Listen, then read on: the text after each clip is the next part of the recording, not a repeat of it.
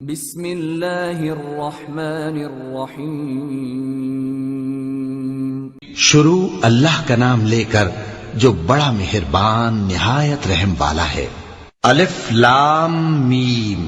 اس میں کچھ شک نہیں کہ اس کتاب کا نازل کیا جانا تمام جہانوں کے پروردگار کی طرف سے ہے۔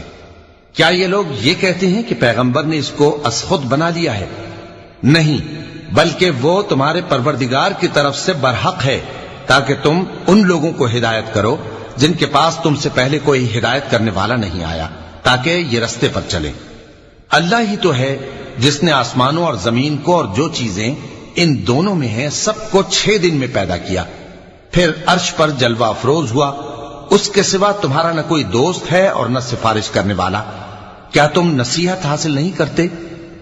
وہی آسمان سے زمین تک کے ہر کام کا انتظام کرتا ہے، پھر ہر کام ایک روز جس کی مقدار تمہارے شمار کے مطابق 1000 برس ہوگی اس کی طرف رجوع کرے گا۔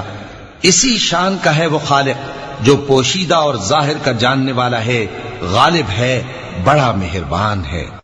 وہی جس نے ہر چیز کو بہت اچھی طرح بنایا، یعنی اس کو پیدا کیا اور انسان کی پیدائش کو مٹی سے شروع کیا، پھر اس کی نسل ایک قسم کے خلاصے سے یعنی حقیر پانی سے بنائی، پھر اس کو درست کیا، پھر اس میں اپنی طرف سے روح پھونکی اور تمہارے کان اور آنکھیں اور دل بنائے، مگر تم بہت کم شکر کرتے ہو۔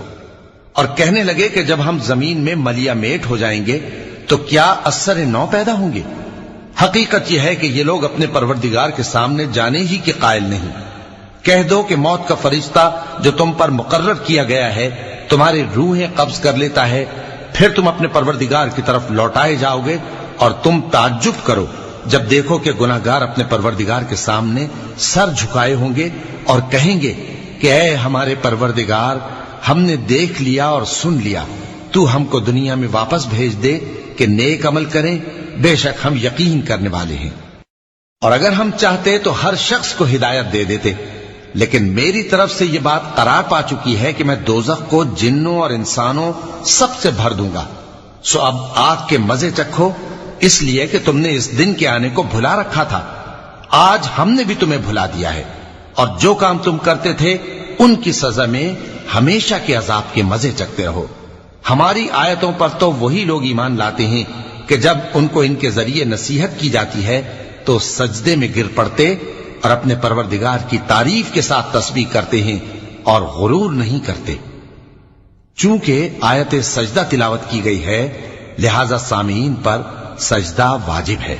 ان کے پہلو بچھونوں سے الگ رہتے ہیں، اس حال میں کہ وہ اپنے پروردگار کو خوف اور امید سے پکارتے اور جو کچھ ہم نے ان کو دیا ہے اس میں سے خرچ کرتے ہیں۔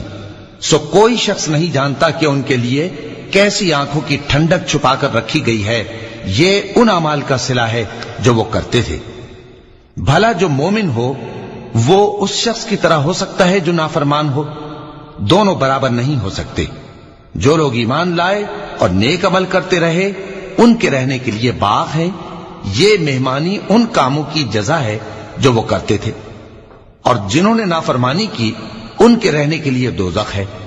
جب چاہیں گے کہ اس میں سے نکل جائیں تو اس میں لوٹا دیے جائیں گے، اور ان سے کہا جائے گا کہ جس دوزخ کے عذاب کو تم جھوٹ سمجھتے تھے اس کے مزے چکھو، اور ہم ان کو قیامت کے بڑے عذاب سے پہلے دنیا کے عذاب کا بھی مزہ چکھائیں گے، شاید وہ ہماری طرف لوٹ آئیں۔ اور اس شخص سے بڑھ کر ظالم کون جس کو اس کے پروردگار کی آیتوں سے نصیحت کی جائے تو وہ ان سے منہ پھیر لے۔ ہم گناہگاروں سے ضرور بدلہ لینے والے ہیں، اور ہم نے موسیٰ کو کتاب دی تو تم ان سے ملاقات ہونے سے متعلق شک میں نہ ہونا، اور ہم نے اس کتاب کو بنی اسرائیل کے لیے ذریعہ ہدایت بنایا تھا، اور ان میں سے ہم نے پیشوا بنائے تھے جو ہمارے حکم سے ہدایت کیا کرتے تھے، جبکہ وہ صبر بھی کرتے تھے اور وہ ہماری آیتوں پر یقین رکھتے تھے۔ بلا شبہ تمہارا پروردگار ہی ان میں جن باتوں میں وہ اختلاف کرتے تھے قیامت کے روز فیصلہ کر دے گا۔ کیا ان کو اس امر سے ہدایت نہ ہوئی کہ ہم نے ان سے پہلے بہت سی امتوں کو جن کے رہنے کے مقامات میں یہ لوگ چلتے پھرتے ہیں ہلاک کر دیا؟ بے شک اس میں نشانیاں ہیں، تو یہ سنتے کیوں نہیں؟ کیا انہوں نے نہیں دیکھا کہ ہم بنجر زمین کی طرف پانی رواں کرتے ہیں پھر اس سے کھیتی پیدا کرتے ہیں جس میں سے ان کے چوپائے بھی کھاتے ہیں اور یہ خود بھی کھاتے ہیں، تو یہ دیکھتے کیوں نہیں؟ اور کہتے ہیں اگر تم سچے ہو تو یہ فیصلہ کب ہوگا؟ کہہ دو کہ فیصلے کے دن کافروں کو ان کا ایمان لانا کچھ بھی فائدہ نہ دے گا اور نہ ان کو مہلت دی جائے گی، تو ان سے منہ پھیر لو اور انتظار کرو، یہ بھی انتظار کر رہے ہیں۔